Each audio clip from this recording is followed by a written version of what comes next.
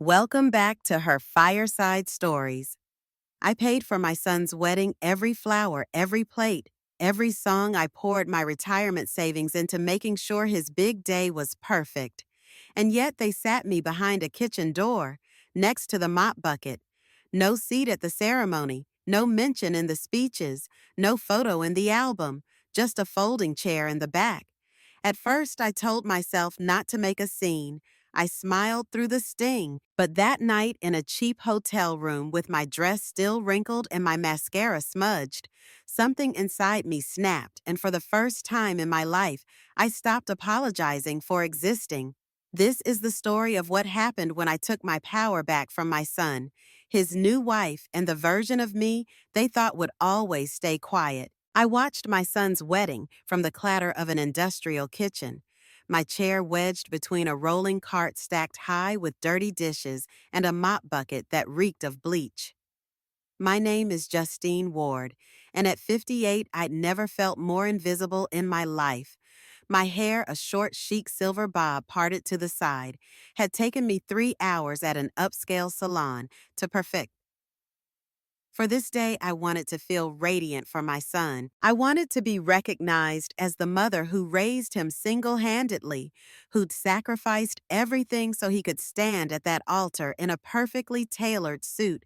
But instead of a seat near the front, instead of a Mother of the Groom placard or a warm welcome, I found a small folding chair near the swinging door, where servers bustled in and out with trays of shrimp cocktails and champagne flutes. Even worse, I had paid for the entire event, the lavish floral arches, the meticulously draped tablecloths, the fairy tale lighting. I remember stroking each check with unsteady fingers, thinking how proud I was to see Logan, my only son, marry the woman of his dreams. But apparently Celia Hollingsworth, my new daughter-in-law, had a different dream, one where I didn't appear in a single photograph. Celia wore her dark hair in a bohemian braided updo, interwoven with tiny pearl pins that matched her lace gown. She was the picture of elegance, all smiles, with her expensive makeup and dainty diamond earrings. I had thought she was kind, maybe even grateful for everything I did. Yet here I was, exiled to the kitchen, like an afterthought. The moment the music started and the toasts began, my heart hammered in my chest. Through the narrow gap in the swinging door, I caught flashes of Logan's broad smile. He wore a sleek, modern fade haircut and the confident posture of a man who felt fully at home in this glamorous venue. I'd seen that smile 1,000 times before, usually directed at me, back when I was the center of his world. But tonight, Logan was too busy twirling Celia under the chandeliers to notice me behind the door. I gripped my little clutch bag knuckles white, telling myself not to make a scene, telling myself I had to stay quiet for his sake, for the sake of his happiness. I tried to push away the sting of humiliation by recalling how I got here, the countless hours I'd worked as a nurse, pulling double shifts at Westbridge Hospital to pay for Logan's braces, his after-school lessons, and eventually his college tuition. I'd helped him buy his first car when he turned 19, a battered sedan that guzzled gas more than it ran smoothly. We shared so many firsts together. I was there for every milestone, from the day his father, Michael Ward, walked out on us to the day Logan called me from his dorm, breathless with excitement, saying he'd been invited to a prestigious internship in his senior year. I wasn't just any mother. I prided myself on being a good one, a mother who was present, who was supportive, who believed in her son's abilities, even when the world seemed stacked against us. And because I saw how fiercely Logan loved Celia, who introduced herself to me months ago with that dazzling smile, I poured every ounce of savings into this wedding. Celia wanted a fancy outdoor ceremony at a historic estate. I transferred money from my retirement. She insisted on a live band instead of a DJ.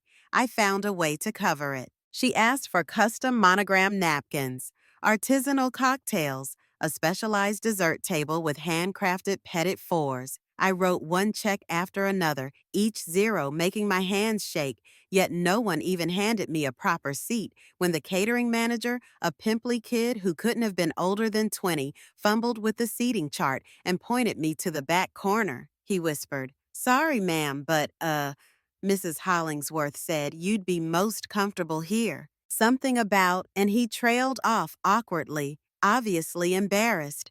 Something about me not clashing with the theme. I finished for him, a bitter taste in my mouth. I could sense the pity in his eyes when he saw the way I clenched my jaw and refused to cry. I took my seat well aware that the best view I'd get of the ceremony was from behind a line of stacked trays. From that vantage point, I witnessed the moment Celia and Logan exchanged their vows, though only in blurred snapshots every time the kitchen door swung open.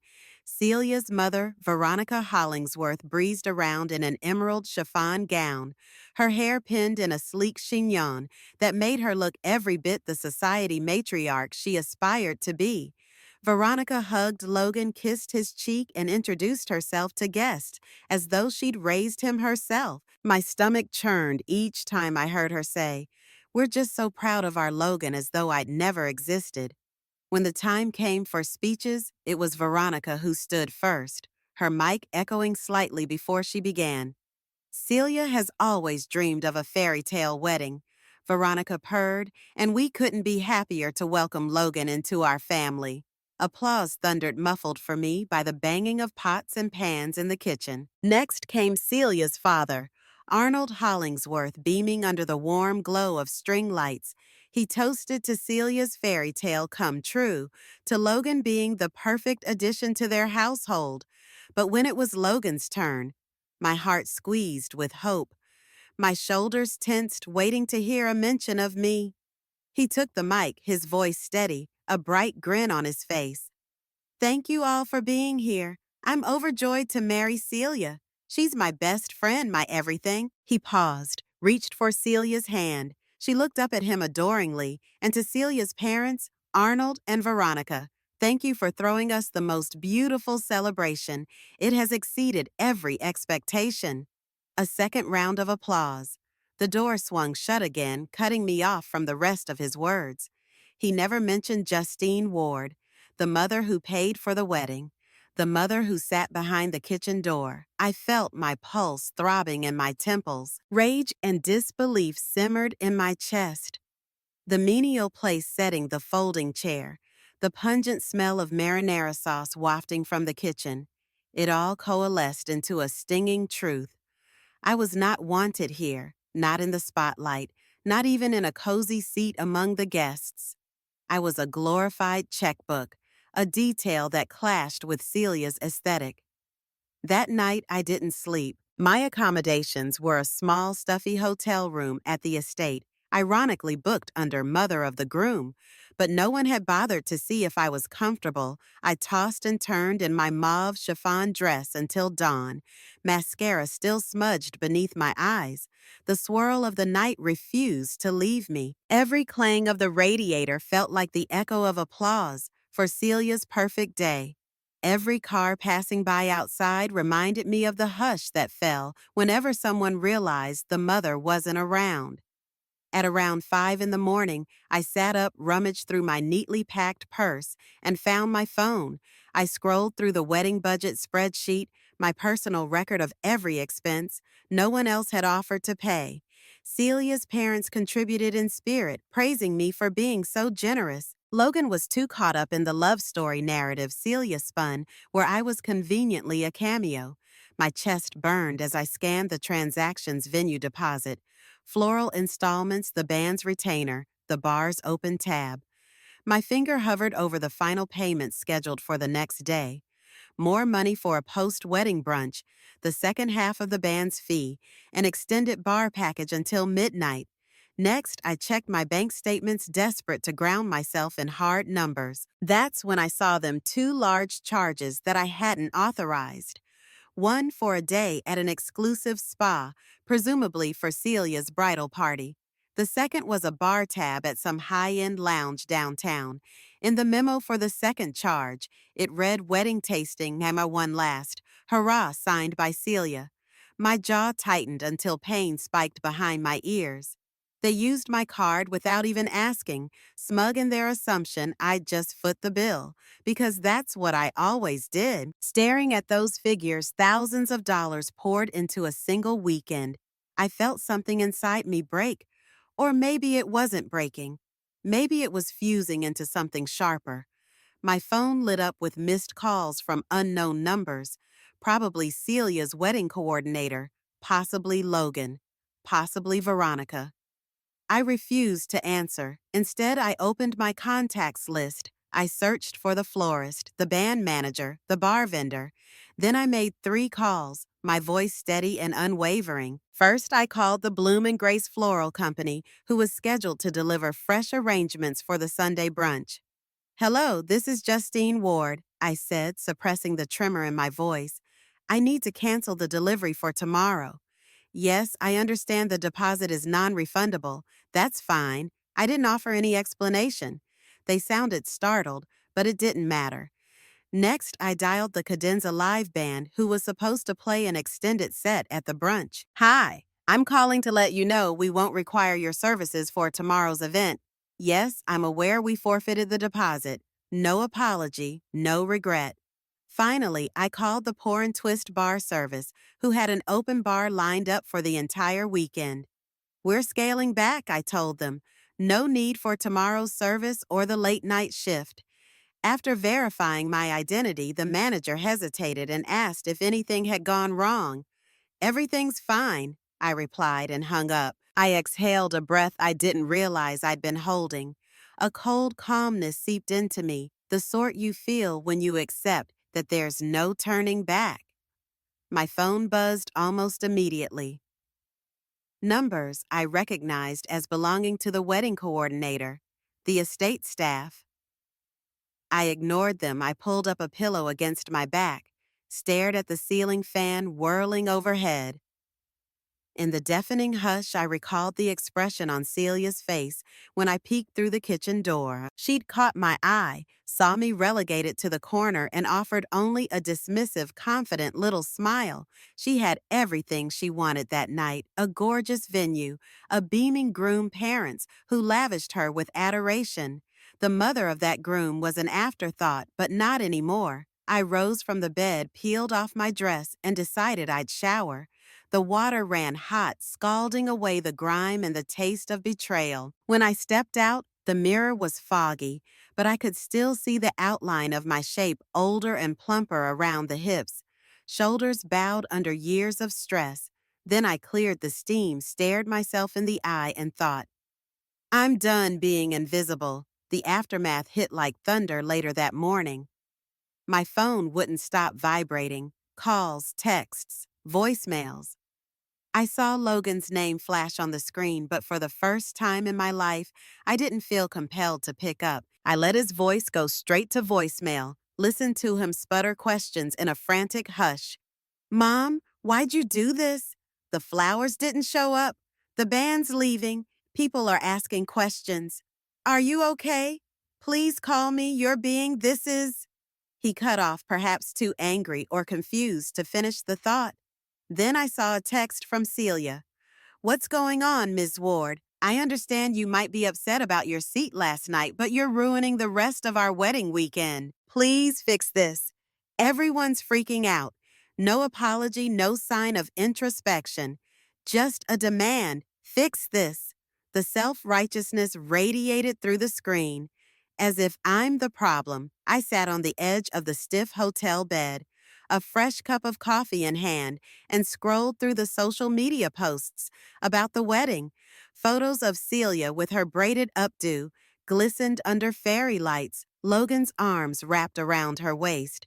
Veronica beamed in every shot, the proud mother-in-law. I wasn't in a single picture, not even a cameo in the background. A wave of numbness rolled over me. I'd been erased visually and literally. Minutes later, a knock rattled my door. I didn't answer. I already knew who it might be. either the wedding planner or a hotel staff member sent to coax me out. Instead, I switched off my phone, lay back on the bed, stared at the ceiling. I wanted to savor this moment, this realization that I was done bending over backward for a son and a bride who treated me like an inconvenience. I thought of how Celia's father had joked about how fortunate Logan was to find such a supportive mother-in-law. The hypocrisy burned. They'd let me foot the bill, but never once offered me the seat I deserved in the tapestry of their event. If they thought I'd give in and reopen my checkbook, they were about to be sorely disappointed. By the time I packed up and walked out of the estate, the sun was harsh in the sky, stinging my eyes. I carried my single suitcase and took a taxi back to my own modest bungalow, about 2 hours away from the venue.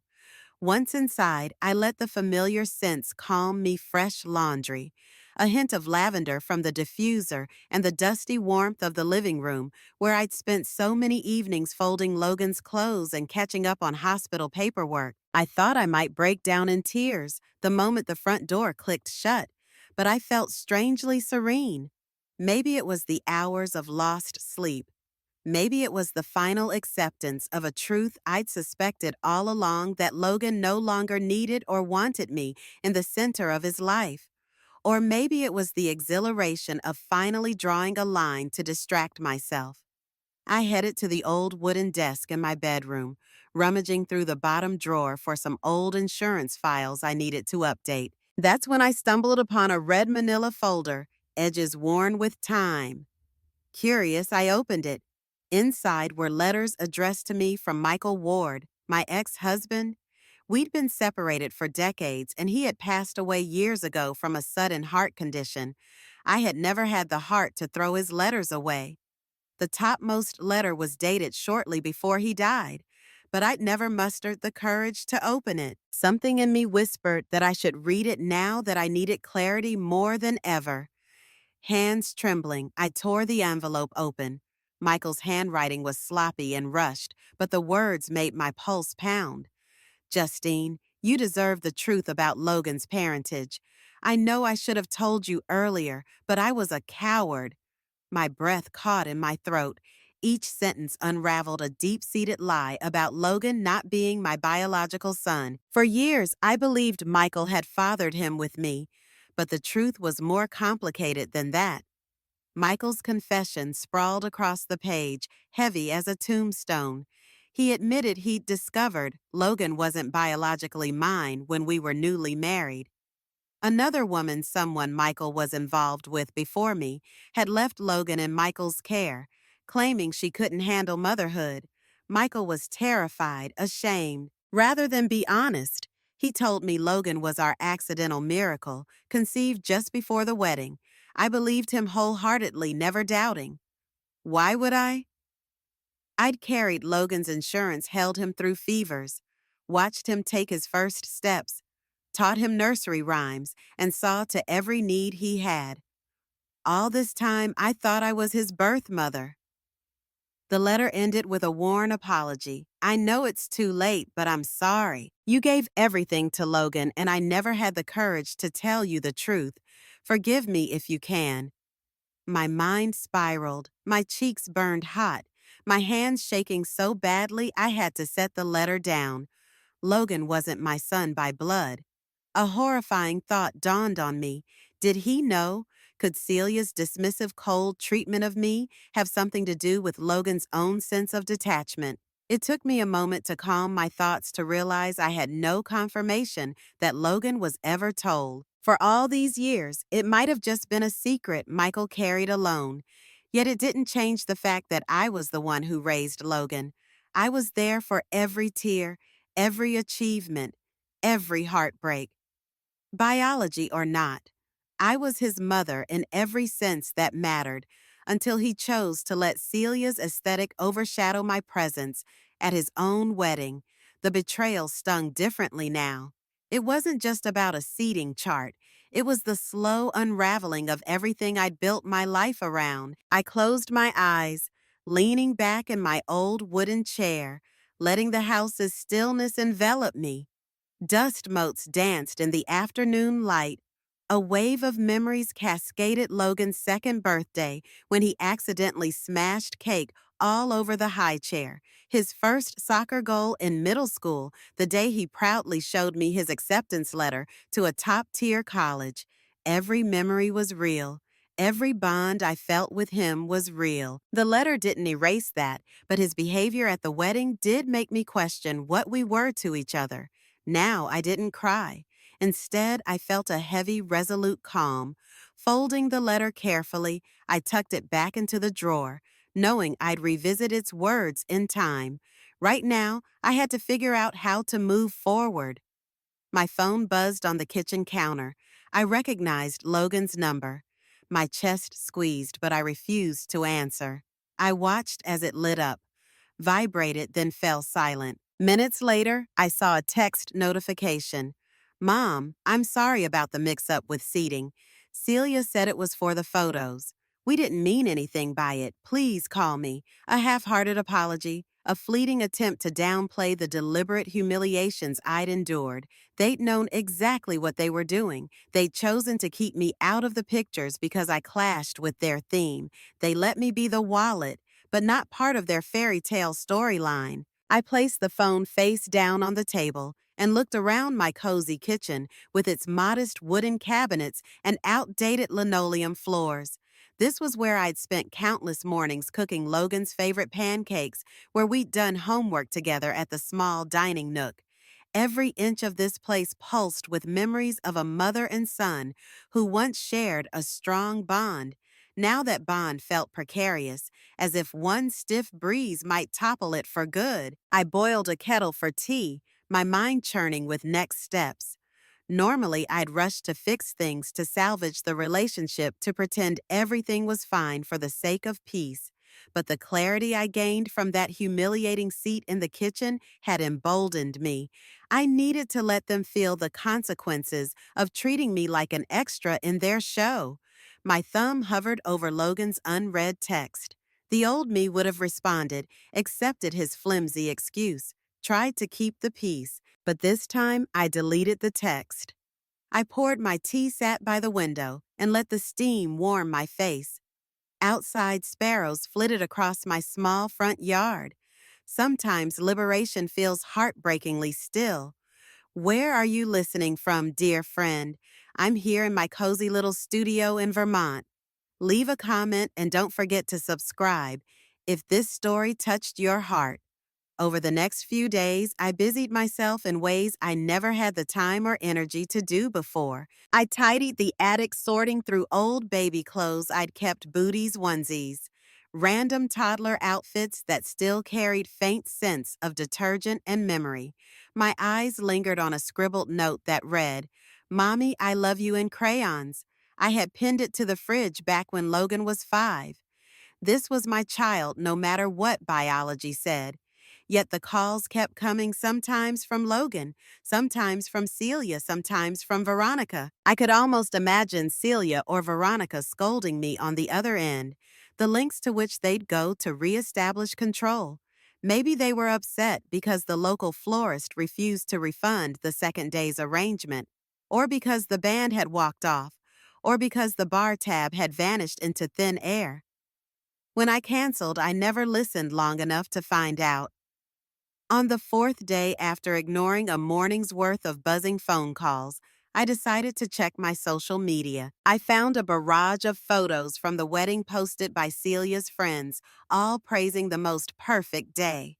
No mention of me in the captions. She looked stunning, truly a princess bride. I can't believe how beautiful it was, like out of a magazine. The curious ones commented, "Where's Logan's mom?" Some generic reply brushed past the question. "Oh, she was around just in the back." Another wave of hurt swelled, but I let it pass. Instead, I posted a single image of my own, the check I'd written for the wedding deposit, with the amounts and account details blurred out, but my signature crystal clear, no caption, nothing else. Just the truth that I had in fact bankrolled the entire event they now boasted about while erasing my presence. Within an hour, my notifications exploded.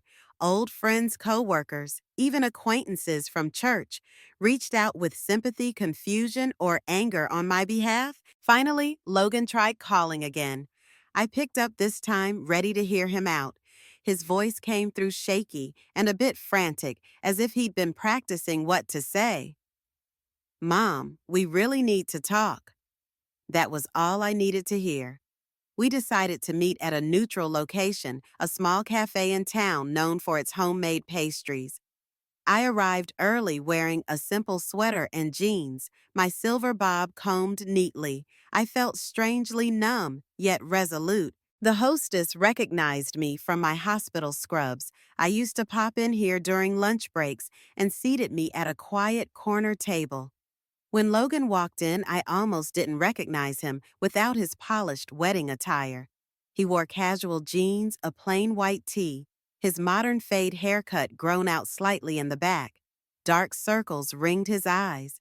He looked around, spotted me, and approached with hesitant steps. It struck me how he seemed smaller, less self-assured than the man who'd confidently toasted Celia's parents just days ago. He slid into the chair across from me. "Mom?" he said softly, not meeting my gaze. The cafe was relatively empty, just a few patrons sipping coffee or nibbling on pastries. I nodded, folding my hands on the table. We sat in silence for a few beats before a waitress came by, smiling politely, taking our order. I asked for a chamomile tea. Logan just asked for water. Once we were alone again, he cleared his throat. "I'm not sure how to start. This wedding thing got complicated." His voice trembled on the edge of whining, but I sensed genuine anxiety. Celia said the seating arrangement was a mix-up, that the coordinator messed up the place cards, but he stopped noticing how I raised an eyebrow. We both knew it wasn't a simple mistake. "Anyway, I'm sorry you felt excluded." I could have seized on the word felt, but I remained quiet. If he was going to own up to his actions, it needed to come from him. He swallowed, pushing his water glass in a slow circle on the tabletop. "I just wanted Celia to have her dream wedding. She got so stressed about every little detail, and her mom was fussing, and then the aesthetic." He sighed. "Look, I know it was wrong to put you in the back. I should have said something." There it was, the faint glimmer of remorse. Yet the anger and hurt I'd harbored since that humiliating evening didn't just vanish. I took a steady breath, leaning in. "Should've," I repeated. "You watched them escort me to the kitchen. Logan, you saw me sitting there while Celia's parents toasted you, claiming you as their own, and you didn't speak up." He pressed his lips together, eyes dropping to his glass of water. "I know I'm sorry, Mom. I really am." Things got so hectic, and Celia insisted. Again, he stopped himself, maybe realizing deflecting blame onto his wife wouldn't win him any sympathy here. "But you didn't have to cancel everything. The brunch, the band. You embarrassed us in front of everyone." A slight tremor coursed through my arms, but I maintained composure. "I embarrassed you," I repeated quietly. "I suppose it was less embarrassing to banish me behind the kitchen door than to have me in your photos, right?" The waitress returned with our drinks, and we paused our tense exchange, offering polite smiles. Once she left, I continued. "You do realize I paid for every single part of that wedding, and yet I didn't get an ounce of acknowledgement. Not from you, not from Celia, not from anyone." Logan nodded, swallowing. His eyes glistened with something akin to guilt. "I'm not proud of how we handled it," he said. "I guess I just got caught up in the excitement." "Mom, I thought you'd understand." His voice trailed off. In that moment, I recognized how thoroughly he'd taken me for granted. He'd counted on my unconditional support, no matter how they treated me. My throat tightened as I thought of the letter from Michael, the biological bombshell I was still processing. My mind swirled with the question, should I tell him? But I wasn't ready to open that door. Not until I knew whether Logan truly cared about me or only my money. "You should be grateful I only canceled a few things," I said, my eyes locked on his. "That's a fraction of what I could have done, but I'm done paying for my own humiliation." Logan's jaw clenched as though he was fighting back a retort. Instead, he took a shaky breath. Look, I know you're upset, but Celia is upset too. Her parents are furious. They said you've made them look cheap in front of their guests. Our friends think you've snapped. He must have realized how harsh his words sounded because he softened, reaching across the table in a rare show of affection. I don't want this to destroy our relationship. I studied his outstretched hand for a moment. The memory of those small fingers clutching mine on his first day of kindergarten flashed across my mind. I'd always been his pillar, the one who picked him up from after-school clubs, the one who nursed him through pneumonia when he was 10. Biology or not, I had been his mother, but mothers had limits too. I didn't need to accept crumbs of respect from a son who only reached out when he felt cornered. It's already damaged, I replied honestly, sliding my hands beneath the table, and it was your choice. You let Celia and her family treat me like hired help. Worse, actually, because at least hired help gets a designated place to serve. I got stuck with a broken chair next to the dishwasher. His shoulders sagged. I guess I thought it wouldn't matter to you. You never liked being the center of attention, so maybe you'd be fine with a quieter seat. It was a half-baked justification at best, one that revealed he truly hadn't considered my feelings at all. I felt a pang of sorrow, not just for what he was saying, but for the years of blind devotion I'd given him. I deserved better. My younger self would have balked at hearing this, but my older self knew it was the truth. Logan, I said softly, since when did I become an inconvenience? Since when did you stop caring if I was included? He opened his mouth, eyes darting left and right as if searching for an answer. Finally, he said, "It's not like that. I still love you, Mom." I do.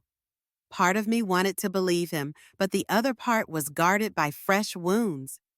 Loving someone in theory isn't the same as showing it, I said, keeping my voice measured. You've said a lot, but your actions haven't reflected it lately.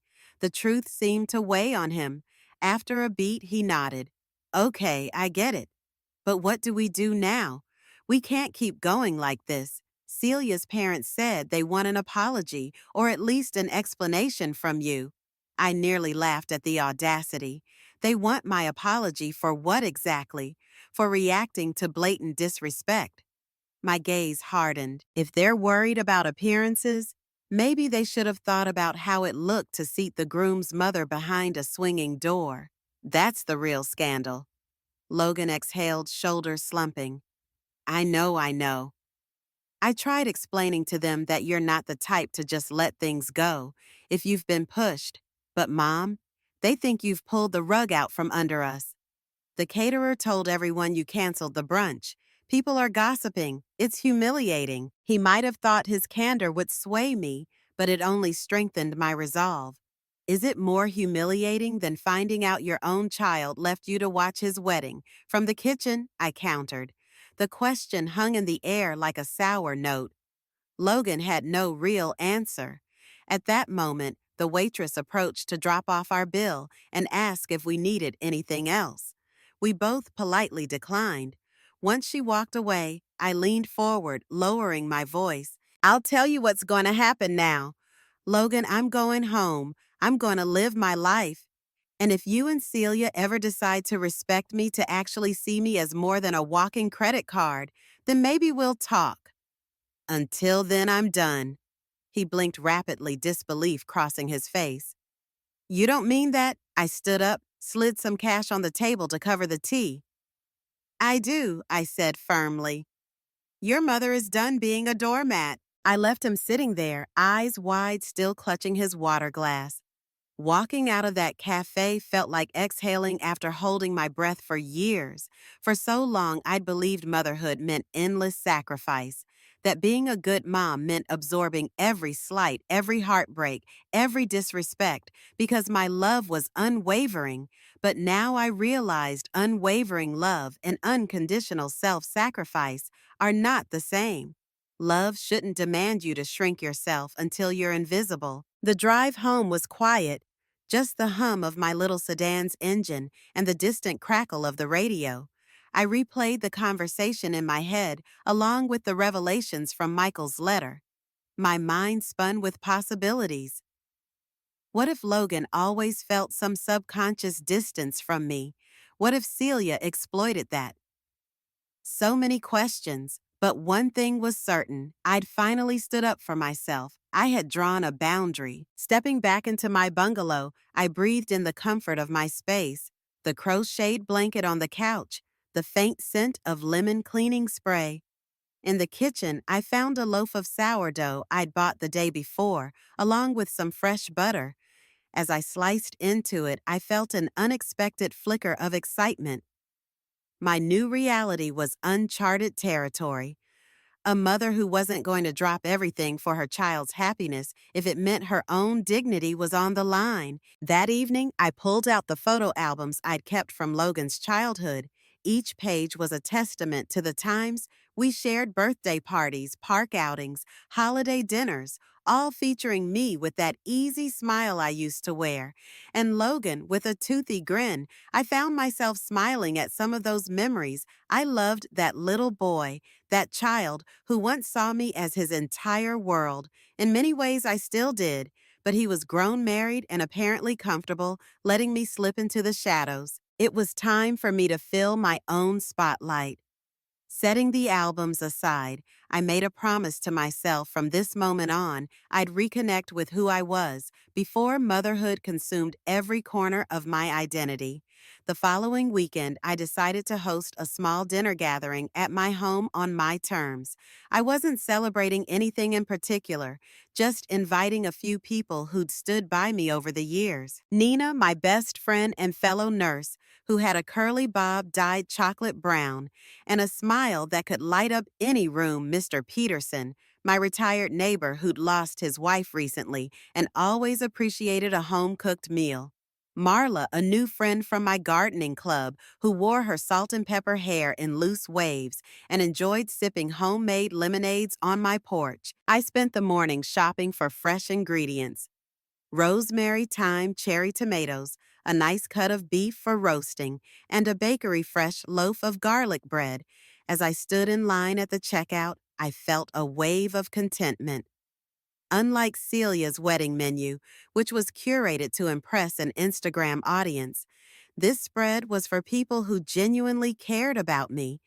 There was no hidden subtext here, no aesthetic concerns about whether I fit in with their decor. Back home, I put on some soft jazz, donned a simple apron, and let the smell of roasting vegetables fill the house. I didn't fret over centerpieces or matching napkins, just placed a cheerful vase of sunflowers in the middle of the table.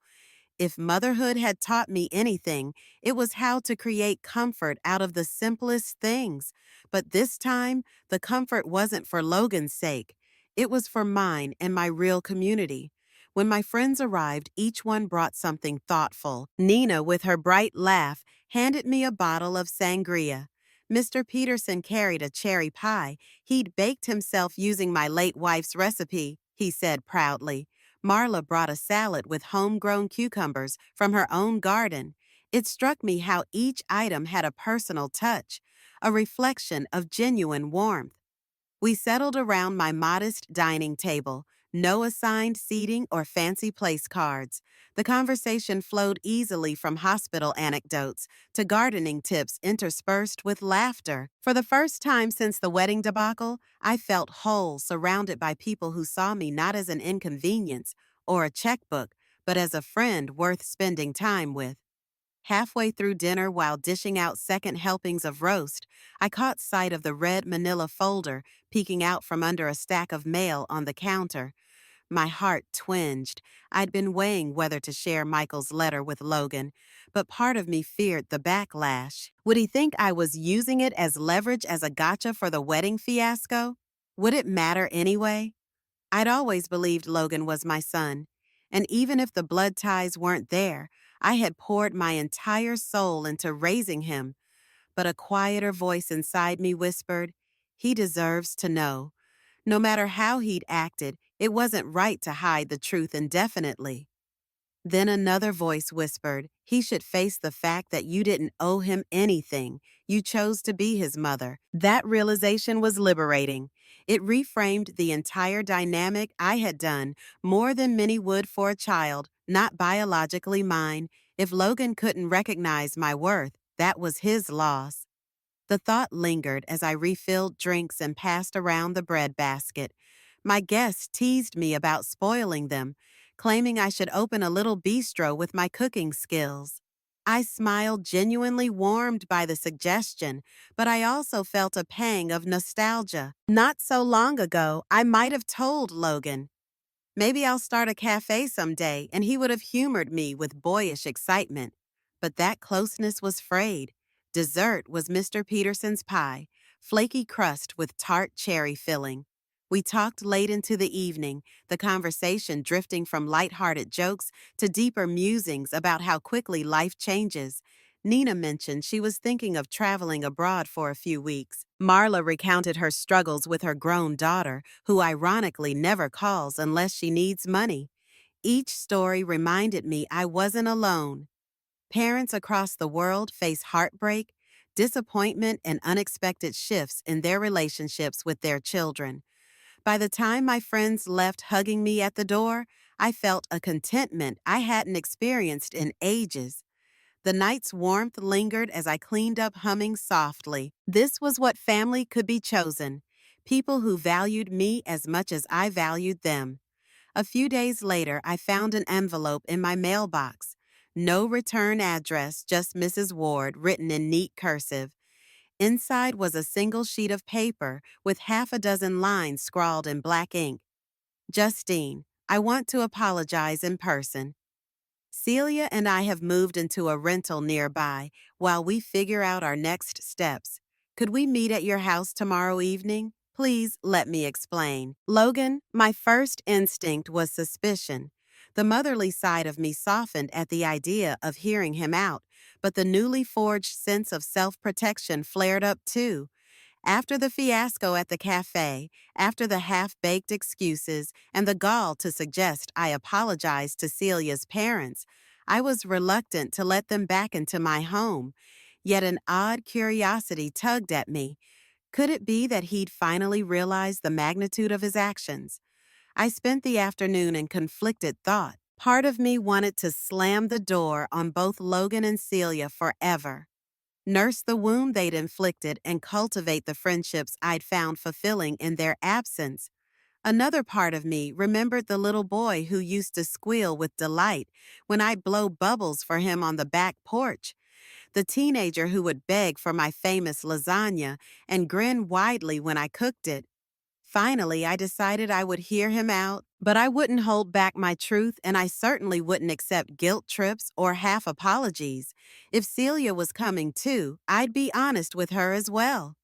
I gave the house a brief tidy, nothing extravagant, just enough that they wouldn't think I'd let myself go entirely.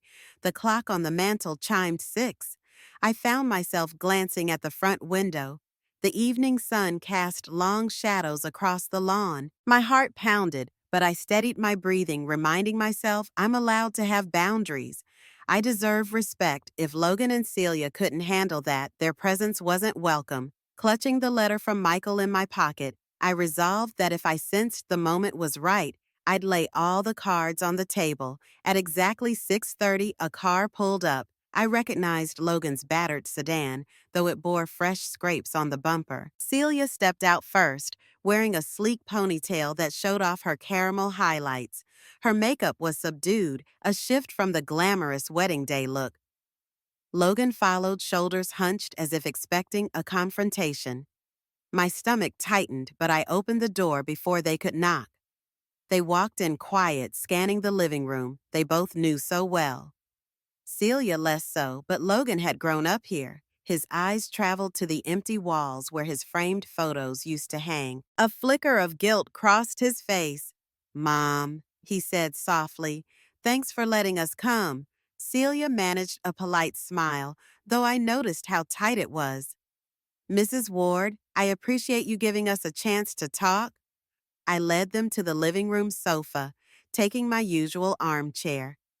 None of us offered coffee or tea. The air was thick with unspoken tension. Logan cleared his throat. So Celia and I, we realized we messed up big time. We let the wedding coordinator and her parents take control of the seating. We knew it would upset you, but... He paused, glancing at Celia. She nodded encouragement. We were caught up in the moment, and we didn't think, well, we didn't think you'd mind that much. I raised an eyebrow, arms crossed. You didn't think I'd mind being banished from my own son's wedding photos? Celia's face reddened. I'm truly sorry, Mrs. Ward. My mother can be forceful. She insisted everything matched the color scheme, and then you wore mauve, which clashed with our soft lilac and sage palette. A bitter laugh escaped me. I see my attire wasn't aesthetically pleasing enough for your vision. My voice was icy. But my money was good enough, wasn't it? They both flinched. Logan murmured an apology, acknowledging how much I'd financed. I took a moment to weigh my words. Part of me felt raw anger. Another part of me was close to heartbreak. I did everything for you, Logan. But at some point, you stopped seeing me as a person and started seeing me as a convenience.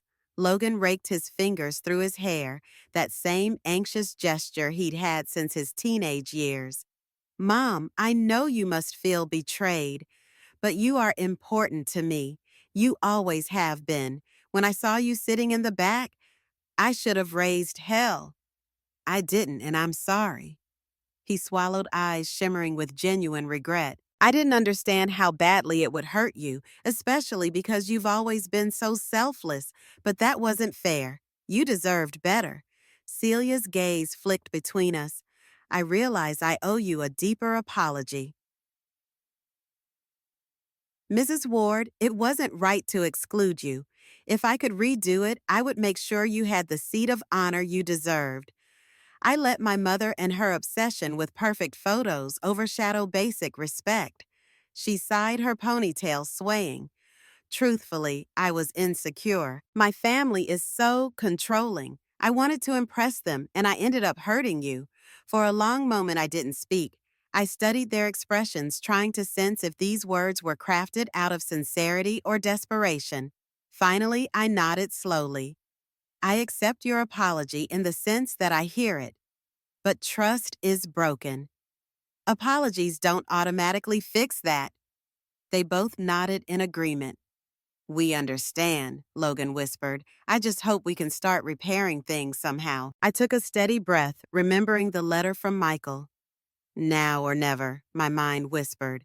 My hand slid into my sweater pocket, fingers brushing the folded paper. There's something you need to know, I said, my voice wavering slightly. I pulled the letter out and extended it to Logan. Celia's brow furrowed, and Logan took it with cautious fingers. That's Dad's handwriting, he said, eyes widening. Yes, I replied, heart pounding so loudly I could barely hear my own thoughts. It's a letter he wrote before he passed, Logan. This is about your birth. I only opened it recently. He exchanged a puzzled glance with Celia, then unfolded the letter. Silence hung like a thick fog while he read. I watched his eyes dart across the page, his breathing hitching. Celia leaned in confusion etched on her face. I'd love to hear your thoughts in the comments, and if you feel like staying a little longer with me, don't forget to subscribe. It truly means the world. Logan's lips parted in shock by the time he reached the end of the letter. This says I'm not your biological son. He blinked, reading it again as if his brain couldn't process the words. Dad took me in from someone else. He lied to you and you never knew until now. Celia's hand flew to her mouth. She whispered, Logan, oh my God. My voice was quiet but firm. I didn't know not until after the wedding. I found this letter in some old files. It seems your father was in a relationship before we met. The woman didn't want to raise you. He did. He told me you were ours, that I got pregnant unexpectedly. I believed him. For years, I had no reason to doubt I loved you. Raised you, sacrificed everything for you. I was your mother in every way that counted. My eyes stung, but tears refused to fall. I'm telling you this now because I need you to understand what that means. Logan's face turned pale. He set the letter aside, mouth opening and closing as though trying to form words. Mom, did you think I knew? His voice cracked. Because I didn't. I swear I never had a clue. I exhaled, letting the tension release from my shoulders. I believe you, but it doesn't change what's happened. I found out this truth right when you made it clear. I was no one to you. It was a lot to process. Celia's eyes brimmed with tears. Mrs. Ward, I'm so sorry. I can't imagine how that must feel to find out you gave so much for a child who isn't yours by blood only to be sidelined at his wedding. I nodded slowly. Exactly. This is about more than a seating arrangement. It's about realizing that I chose to be a mother to you, Logan, even without knowing we weren't biologically connected. And when the biggest day of your life came, you forgot to choose me back. The words came out with surprising composure, but I felt them cutting deep inside me. Logan's eyes filled with tears. He looked like a man grappling with an earthquake in his identity. Mom, I'm sorry, he managed, voice trembling. It doesn't matter that you're not my biological mother. You are my mother in every sense that counts. You always have been. He stammered, searching for words. I can't believe Dad did this to you, to us. And to think I allowed Celia's mother to push you aside. I feel sick about it. A part of me softened, seeing him so torn, so genuinely. Remorseful, Celia placed a hand on Logan's shoulder, tears rolling down her cheeks. Justine, if there's anything we can do to start making amends, please tell us. We'll do it. For the first time, I recognized a real sense of humility in her that hadn't been there before. The glow of newlywed arrogance was gone. Maybe the wedding fiasco had shaken them both into seeing how fragile relationships can be. Or maybe they recognized that in hurting me, they'd nearly burned a bridge with the only parent Logan had. I let out a slow breath, feeling the weight of the moment. I'm not sure how we move forward, I admitted. Trust doesn't snap back into place. And to be honest, I'm still hurt. This was more than a mistake. It was a choice you both made for the sake of appearances. I paused my gaze, traveling between them. But I also know that life is too short to let bitterness define it. I'm willing to consider building a new relationship with you. Something honest where we treat each other with respect. But it's going to take time. Logan nodded, wiping his eyes. I understand. We'll prove we can do better. He swallowed hard. I promise, Mom. The sincerity in his voice nudged me toward cautious hope. Then let's start small, I said quietly. I don't want a grand gesture. I want consistency. Phone calls that aren't about money, visits that aren't about using me. If you need my help, ask politely and be prepared to hear me say no, because from now on, I won't just say yes out of habit. It was a long conversation that evening. We talked about boundaries, something I'd never really set with Logan because I was so accustomed to giving. We addressed the fact that while Celia's parents might never fully acknowledge their wrongdoing, Logan and Celia needed to stop letting them dictate every major event in their lives. I insisted they consider paying me back for some of the unauthorized charges on my credit card, like the spa day and bar tab. Celia agreed, albeit with a reddened face. By the time they left, the air felt different, less heavy, more open to the possibility of healing, but I knew it wouldn't be an instant fix. Relationships fractured by betrayal require patience and genuine effort to mend. As I closed the door behind them, I thought of the letter tucked back in the drawer. It represented the day I learned an earth-shattering secret, but it also represented a rebirth of sorts. I was no longer just Mom. I was Justine Ward, a woman who could choose her own happiness. Over the following weeks, Logan texted me more regularly sometimes just to say hello or share something trivial about his day. Celia even invited me to coffee, once hoping to start fresh. I went, though I kept my guard up. She apologized again, explaining how her mother's strict standards often led her to thoughtless decisions. I listened, nodding politely, still wary, but willing to see if time would turn her words into actions. Meanwhile, I also embraced a new sense of freedom. I joined a local painting class, something I'd dreamed of doing but never found the time for in my years of being a single mom. My first few attempts were clumsy, but I found joy in swirling colors on a blank canvas. I reconnected with a distant cousin, Trisha, who also had a rocky history with her grown children. We shared stories and laughed at the absurdities of parenting adult kids. I refused to remove the memory of that humiliating seat by the kitchen door. Painful as it was, it served as my turning point. Sometimes the moment that breaks you is the same moment that compels you to rebuild yourself stronger than before. A month passed and I found myself hosting another dinner. This time, I'd invited Logan and Celia alongside my chosen circle of friends, including Nina and Mr. Peterson. I decided it was a test of sorts, a chance to see if Logan and Celia could truly integrate themselves into my life without overshadowing me. My table was set with a bold floral print tablecloth. I no longer cared about clashing with anyone's style, and I wore a comfortable lilac blouse because I liked the color. When they arrived, Celia greeted me with genuine warmth, offering a homemade cheesecake that looked delicious. Logan brought a bouquet of sunflowers. The tension that had once smothered us was noticeably absent. As we sat down to eat, conversation flowed easily from Nina's nursing stories to Mr. Peterson's gardening updates. Celia and Logan chimed in with their own anecdotes about newlywed mishaps, like the time their shower head exploded, or how they once burned dinner so badly they had to open every window in their tiny rental. We laughed together. It wasn't forced. In that laughter, I glimpsed the relationship I might have with them. If respect remained mutual, I still felt the occasional pang of caution, a reflex reminding me not to lose myself again, but I took it as a good sign. After everyone had their fill of roast chicken, mashed potatoes, and homemade gravy, Logan lifted his glass and cleared his throat. "I just wanted to thank you, Mom," he said, voice earnest, "not only for this wonderful dinner, but for giving us another chance. I know we messed up really badly, and I'm sorry if we took you for granted. You've always been there for me, always."